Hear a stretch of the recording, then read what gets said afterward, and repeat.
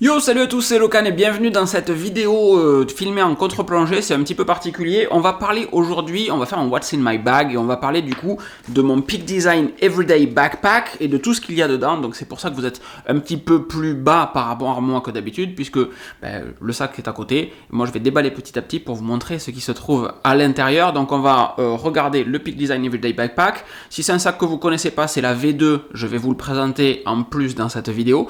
Et on va également parler d'un accessoire que j'ai mis du temps à acheter et que j'aurais dû acheter depuis la V1 du Peak Design Everyday Backpack que j'avais pris en Kickstarter à l'époque. C'est la Tech Pouch et donc je vais vous montrer également ce qu'il y a dans la Tech Pouch de Peak Design que j'utilise au quotidien. Si on le met sur le dos, voici à quoi ressemble le Everyday Backpack. Alors ça c'est de face évidemment. Sur le côté j'ai ce petit accessoire qui me permet de venir fixer l'appareil photo avec le support de trépied qui me permet également de fixer. Il y a une patte en fait, une patte carrée qui vient ici, qui me permet de fixer l'appareil photo sur le trépied Peak Design que j'ai là, ainsi que ici, et c'est la même patte que celle qui existe avec le kit mobile de Peak Design, les coques Peak Design pour iPhone. Je vous ai mis une petite vidéo, j'avais fait une vidéo de déballage et de présentation, je vous la mets juste ici si vous voulez voir le fonctionnement de cette petite platine ici, et également les coques Peak Design pour iPhone et ce qu'il est possible de faire. Dans un deuxième temps, quand tout le kit arrivera, je pense que c'est prévu pour la fin du mois, on fera une review complète début janvier de tout l'écosystème mobile de Peak Design, donc si vous n'êtes pas abonné, ça peut être pertinent de le faire. De face, ce sac, à quoi il ressemble?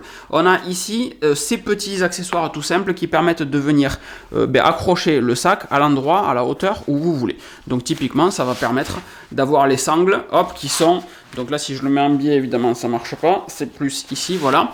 D'avoir les sangles qui ne vont pas glisser. Si vous êtes en doudoune en plein hiver, par exemple, c'est très intéressant d'avoir ça parce que le sac est bien maintenu, en fait, tout simplement. Donc encore une fois, cette petite platine qui permet de venir fixer l'appareil photo. Ceci qui se clipse d'un côté de l'autre. Vous voyez, ça se fait vraiment à l'aveugle et très facilement. On peut venir resserrer son sac. On peut venir également très facilement, là, clac, relâcher pour revenir l'accrocher sur le côté.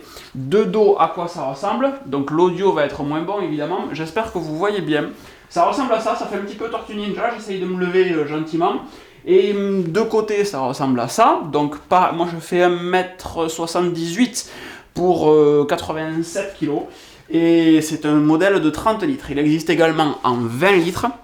J'ai pris le modèle de 30 litres parce que j'ai tout simplement un MacBook Pro 16 pouces à faire rentrer dedans et que le modèle de 20 litres est selon moi un petit peu trop petit. Je vais essayer de vous mettre les liens dans la description de tout ce que je vous présente ici. Dans tous les cas, sachez qu'il y a un article sur locan.jp qui lui résumera au moins tous les liens que je vais vous présenter ici, tous les articles que je vais vous présenter ici. Donc comme d'habitude, vous avez les liens utiles dans la description de la vidéo et le lien vers l'article qui comporte souvent plus d'informations dans la description également de la vidéo. C'est intéressant de regarder les descriptions de vidéos. Comment ça se comporte, de quoi se compose ce sac?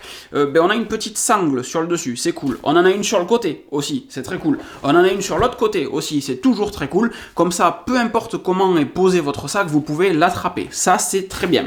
Les sangles ici sont aimantées, c'est-à-dire que quand je tiens mon sac, en fait, les sangles ne se baladent pas honteusement comme ci, comme ça, dans tous les sens.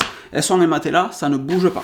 J'ai ici un passage pour venir, si j'ai une valise à roulettes, pour venir passer mon sac tout simplement sur la valise à roulettes. Ça aussi, c'est très très cool. Sur la base ici en dessous, il y a un autre passage, je ne sais pas si vous allez le voir, ça m'étonnerait, il y a un autre passage qui permet de passer une sangle de ceinture en fait tout simplement pour venir comme les sacs de randonnée venir raccrocher le sac en plus d'accrocher les bretelles en haut, d'accrocher également le bas du sac pour éviter que le bas du sac ne se balade. C'est en option, c'est pas fourni avec. Sur les côtés du sac, on a deux poches qui sont extensibles ici et qui sont également fermées par des aimants. Peak Design est très fan des aimants et ces poches sont extensibles encore une fois. Donc je vais le prendre comme ça, vous verrez mieux. La poche est plaquée et si je tire sur la poche, je peux rentrer sans souci une bouteille d'1 litre, une gourde, ce que vous voulez. Dans mon cas, la poche de gauche ici, elle me sert à mettre mes clés, en fait, très simplement, avec un autre accessoire de Peak Design, qui est ce petit truc, là, tout simplement, ça s'appelle une encre. C'est ultra résistant, c'est également ce qui me permet de fixer l'appareil photo, j'en ai deux sur l'appareil photo, de le fixer à une sangle Peak Design. Peak Design fonctionne vraiment avec un écosystème qui est juste fabuleux. Donc j'ai à peu près tous les accessoires, je pense, qu'ils peuvent fournir, parce que ça marche juste trop bien. Et cette encre vient se fixer ici, clac, comme ça vous pouvez avoir vos clé, c'est nouveau sur le V2, c'est élastique, c'est pas la super grosse nouveauté, mais ça fait que vous pouvez ouvrir une porte sans avoir à débrancher, déclipser ce truc-là du côté, mais c'est pas forcément pour ça qu'on est là. De l'autre côté, j'ai ce petit accessoire que je trouve très sympa et qui me permet les fois sur les environnements où le sol est dégueulasse en fait, pour faire très simple, de venir accrocher mon sac à une table. Ça fait un peu un truc de sac à main, votre copine a peut-être le même, etc. Mais ça va me permettre de venir accrocher mon sac comme ceci, mon sac ou ce que je veux en réalité, de venir l'accrocher au rebord d'une table pour qu'il ne touche pas par terre. Il y a certains endroits qui sont un peu dégueux, vous arrivez dans un bar ou peu importe, et ça c'est plutôt pas mal pratique. Et ça vous permet d'avoir, paf, voilà, un mousqueton, tout ce qu'il y a de plus simple sur le côté. Et de l'autre côté ici, c'est là que je vais venir stocker réellement les bouteilles. Ici j'ai des bouteilles à transporter, j'ai également mes clés du boulot et j'ai également une sangle comme ceci. Vous allez vous dire, mais pourquoi, qu'est-ce qui branle avec une sangle? Parce que sur les sacs Peak Design, il y a ce système de petites fixations. Là, vous voyez ici, il y a un petit morceau de tissu. Il y en a un autre ici, clac, caché là, hop. Là, et il y en a en fait partout de ces trucs-là. Il y en a dessous, il y en a sur les côtés, il y en a à la base, etc. Ce qui fait que quand je vais venir mettre mon trépied, par exemple, sur le côté, eh bien, je peux venir relativement facilement venir accrocher ma sangle ici, venir accrocher ma sangle ici, et pouvoir mettre un objet qui va être plus haut sur le côté du sac. Il est tenu par la poche, il est tenu par ça sur le côté, ça ne bouge pas.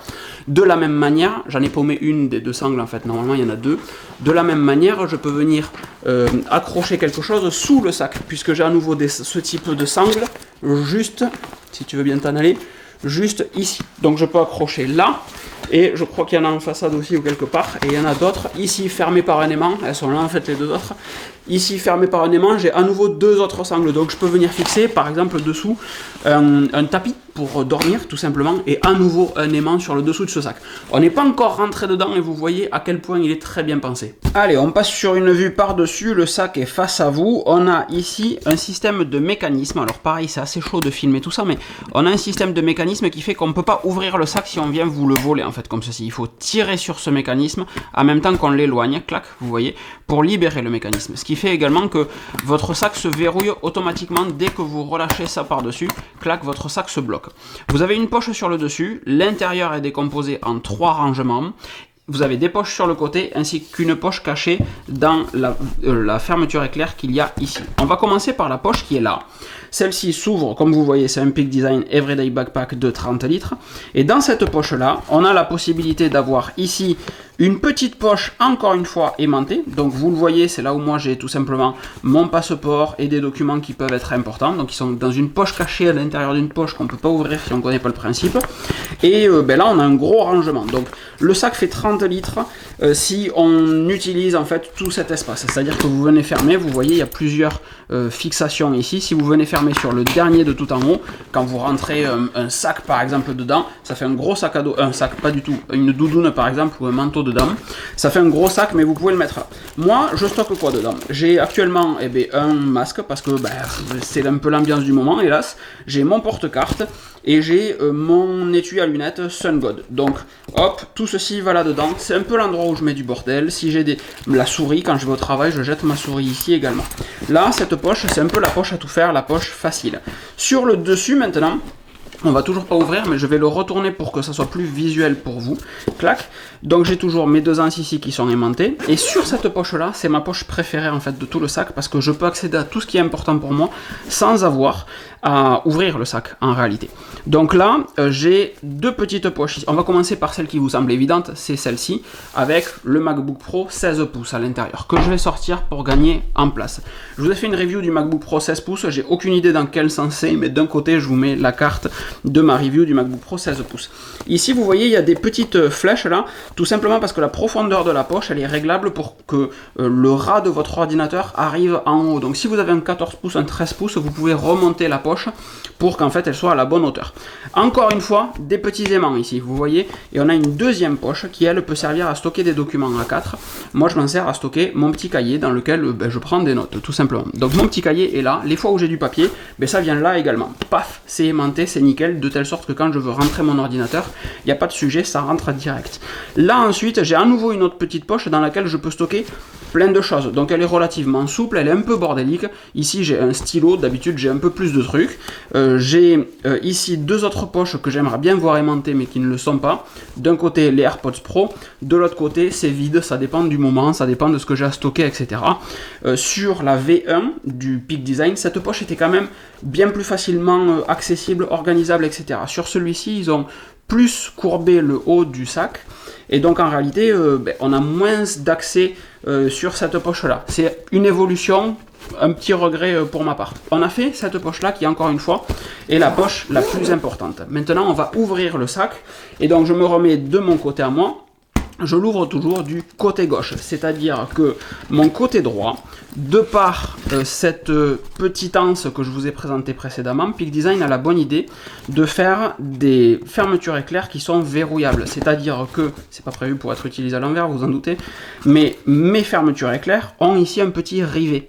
Et ce petit rivet, je ne sais pas si je peux zoomer dessus, clac, on va essayer de faire un truc un peu de l'espace là, mais ce petit rivet, en améliorant mon cadrage, je vais pouvoir venir ouvrir ma sangle là, pour venir la passer là, clac, et venir ici, verrouiller ma fermeture éclair. Donc quelqu'un qui aura accès à ma fermeture éclair, en fait, ne peut pas l'ouvrir, tout simplement parce que ça, c'est bloqué avec la petite sangle ici. Ce qui me donne l'occasion également de vous montrer qu'ici, il y a un trou. C'est pas parce que j'ai des termites à la maison, des mites à la maison, c'est tout simplement l'écoulement de l'eau. Si jamais votre sac prend l'eau dans la poche, les poches sont prévues pour que l'eau puisse s'écouler. Donc, les fermetures éclair, moi je n'ouvre que très rarement la fermeture éclair de droite, je l'ouvre toujours par la gauche, donc c'est peut-être inversé pour vous, mais la fermeture éclair d'en bas est fermée, alors que celle du côté, elle, est ouverte pour me permettre de l'ouvrir comme ceci, ou par l'autre côté, comme ceci.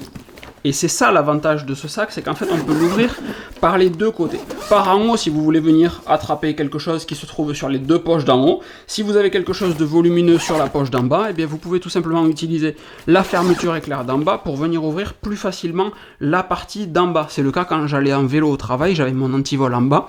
Et donc j'ouvrais comme ça, donc ça me permet de laisser le haut verrouillé et de ne pas faire de conneries. Et de pouvoir attraper à une main en fait, puisque le sac est toujours sur le dos à ce moment-là, de pouvoir venir attraper ce qu'il y a dans les étages d'en bas.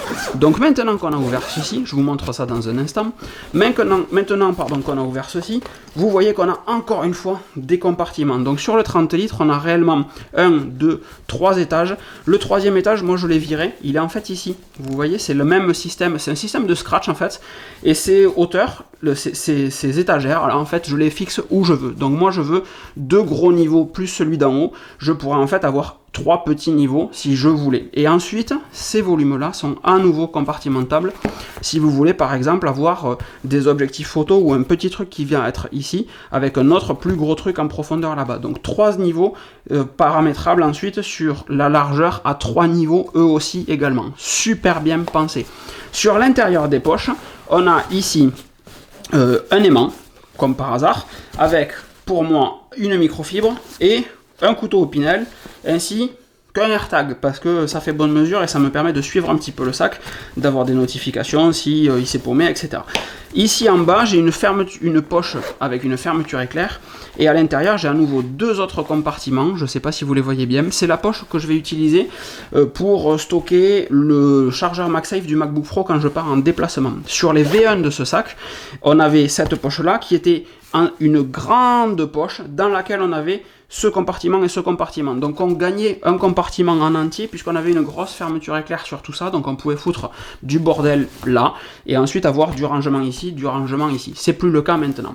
Là vous voyez que je stocke la Tech Pouch que je vais vous présenter dans un instant, et en bas tout simplement ici c'est là que je mets ma gamelle quand je vais au travail. Donc il y a, j'invente rien, ma cuillère, voilà, et une serviette qui est restée là de l'époque où j'allais au travail en vélo et que ça faisait du bien de se passer un petit coup de lingettes en arrivant au boulot. Voilà pour l'extérieur de ce sac, voilà pour l'intérieur de ce sac, vous avez vu les différents compartiments. Le Peak Design Everyday Backpack étant présenté, qu'est-ce qu'il y a maintenant dans la Tech Pouch? Alors on a toujours le même principe de fonctionnement, on a ici ces petites anses sur lesquelles on va pouvoir venir fixer des anchors pour pouvoir se trimballer la Tech Pouch en mode banane en fait, avec une sangle Peak Design si on le désire. On a une poignée sur le dessus, on a une poignée sur le dessous, une autre ici. En fait ces deux poignées elles servent à venir attraper la Tech Pouch comme ça quand on va l'ouvrir pour l'utiliser, de telle sorte qu'on ait une bonne préhension et que rien ne se barre. Ça c'est plutôt bien pensé. Celle-ci ici, et je crois qu'il y en a une autre de l'autre côté, pour moi elles me sont très utiles parce que quand je la rentre dans le sac, ça me fait tout simplement un grip pour venir la sortir du sac, puisque comme vous avez vu, elle utilise bien tout l'emplacement qu'il y a prévu à cet effet. En termes d'encombrement, voici un iPhone 13 Pro avec la Tech Pouch, à quoi ça ressemble, et en réalité c'est un accessoire qui fait fat comme ça, mais que j'aurais dû acheter vraiment il y a bien longtemps. Le vrai souci pour moi c'était que ça faisait trop gros, sauf qu'en fait c'est parfait. On a une petite poche cachée ici qui nous permet l'idée, donc moi j'ai évidemment un AirTag dedans, et qui nous permet de venir par le trou qu'il y a ici, avoir une batterie à l'intérieur, son iPhone à l'extérieur, et d'avoir la charge de l'iPhone dans la Tech Pouch, protégée encore une fois si jamais on la transporte en mode petit sac une fois qu'on arrive à destination. C'est pas mon cas, moi je m'en sers réellement comme la sacoche dans laquelle je peux avoir tous les accessoires techno dont j'ai besoin avec moi tout le temps. Donc peu importe le sac que j'utilise, si je suis en semaine, j'ai l'Everyday Backpack, il y a de très fortes chances. Si je pars en week-end, peut-être que je ne l'ai pas avec moi, ou peut-être que j'amène que certains trucs, et je sais que s'il y a un câble, un accessoire techno qu'il me faut, c'est là-dedans. Donc tout est prévu avec un système d'origami, vous voyez, ça se plie, ça se redéplie, etc. Donc on peut stocker plein de choses dedans. On a des emplacements ici pour 2 stylos, moi je le trouve pas pratique parce que c'est dans le retour, et il faut venir retourner pour venir prendre les 2 stylos.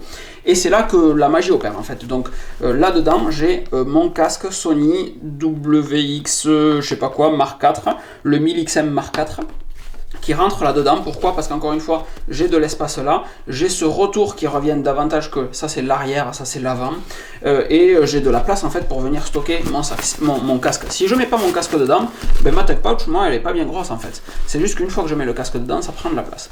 Là pareil, on va avoir l'emplacement pour les stylos, on va avoir toutes ces petites pochettes pour venir mettre des cartes mémoire, tout ce que vous voulez pouvoir stocker, des AirPods, typiquement je pourrais stocker mes AirPods là-dedans, pourquoi pas. De l'autre côté, c'est la même chose, donc moi j'ai un disque dur pour... il n'est pas là d'habitude, celui-là, c'est juste temporairement, j'ai un projet important au boulot, donc il ne me quitte pas. Ce qui est là tout le temps, du coup, c'est ce chargeur Ugreen que je vous ai déjà présenté, je vous mets la carte vers la vidéo des chargeurs USB-C à avoir en 2021, donc c'est celui que j'ai tout le temps avec moi parce que j'ai 2 ports USB-C dessus, tout simplement. De l'autre côté, donc vous voyez, là et là, c'est exactement la même chose, j'ai 2 stylos, des petites poches pour venir mettre plein d'accessoires, et ensuite dans la partie origami, qu'est-ce qu'on va avoir? Tout simplement un câble USB-C vers USB-C qui me permet de venir charger des équipements USB-C, à commencer par le casque qui est ici, l'appareil photo avec lequel je filme, le micro avec lequel j'enregistre, un câble USB-C vers Lightning Anker pour les fois où j'ai besoin de charger mon iPhone en déplacement, je peux venir le brancher sur le MacBook Pro ou sur un chargeur qui est ici, pourquoi pas. Je vais avoir à l'extérieur le disque SSD sans disque sur lequel de 2 Tera sur lequel j'ai une copie complète de mon MacBook Pro. Alors mon MacBook Pro fait 4 Tera, mais sur cette copie je mets pas mes rushs vidéo, ils sont stockés ailleurs d'une deuxième manière. Là je vais avoir un câble Thunderbolt 3 pour pouvoir avoir le maximum de débit possible sur cette petite bébête, et je vais avoir dans le milieu un joyeux bordel, alors avec encore une fois une poche ici zippée, si jamais je veux venir stocker d'autres choses et les isoler, etc. on peut le faire, mais vous voyez comment je suis obligé de l'utiliser, c'est pas super pratique parce que ça commence à devenir un peu étriqué. J'ai mon fameux câble, mon adaptateur USB-C vers RJ45 2,5 gigabits Ethernet.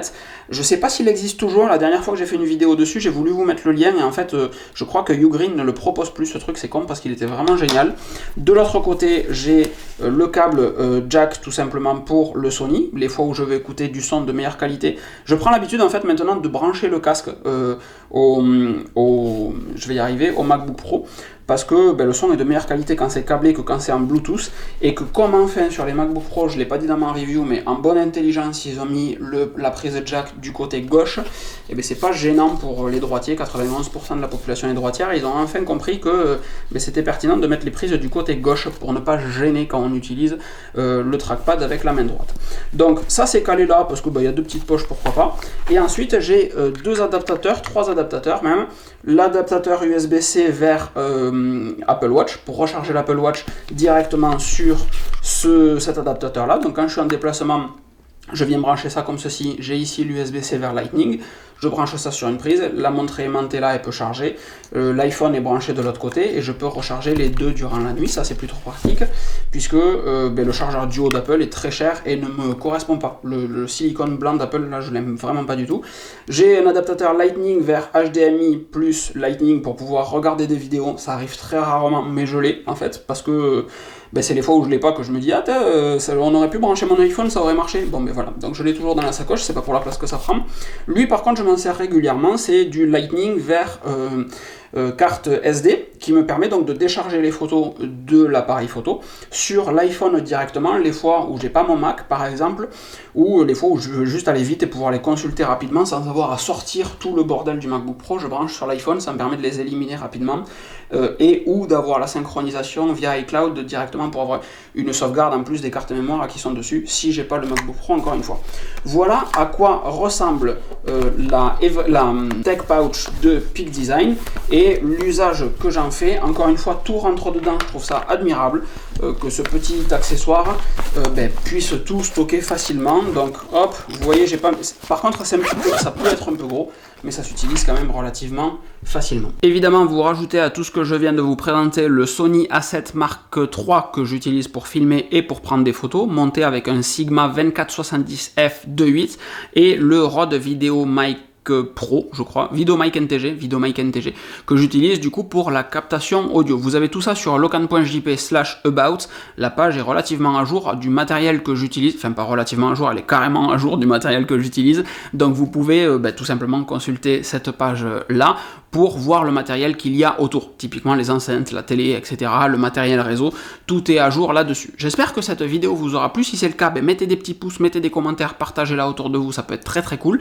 N'hésitez pas à mettre des commentaires si vous avez des questions, ça fait partie de ma routine matinale que de les lire et d'y répondre. Donc lâchez-vous, en fait, si vous avez des questions, il y aura réellement une réponse, à l'inverse de la plupart des autres chaînes. Et si vous n'êtes pas abonné, abonnez-vous parce qu'on doit parler de je sais plus quoi d'autre, de la gamme mobile de Peak Design en janvier, le temps que ça arrive et le temps de la tester un petit peu. Je vous fais des grosses bises, je vous souhaite une excellente fin de journée et je vous dis à très vite. Ciao ciao.